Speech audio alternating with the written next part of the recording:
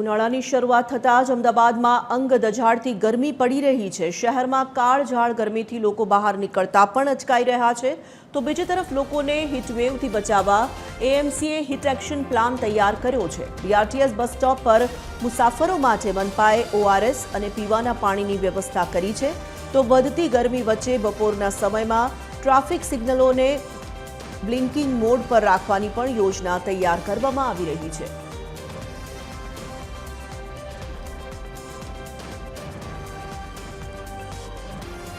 તમામ જગ્યાએ જે જાહેર જનતાને પણ ઓઆરએસ પેકેટ્સની પણ જરૂર હોય તો અમારા અર્બન સેન્ટરમાંથી મેળવી શકે છે।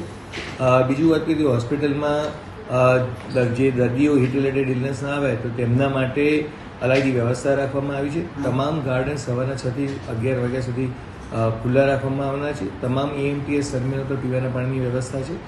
199 બીઆરટીએસ બસ સ્ટેશનો પર પીવાના પાણી અને ઓઆરએસની વ્યવસ્થા છે। રાજ્યમાં ગરમીનું પ્રમાણ વધી રહ્યું છે, તો તેને ધ્યાનમાં રાખીને અમદાવાદ મ્યુનિસિપલ કોર્પોરેશન દ્વારા એક્શન પ્લાન જે છે તૈયાર કરવામાં આવ્યું છે।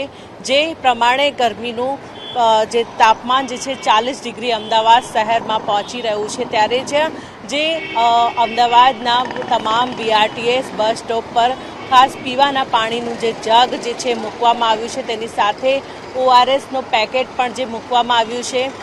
અલગ અલગ જે નિયમો જે છે ખાસ તો બનાવવામાં આવ્યા છે।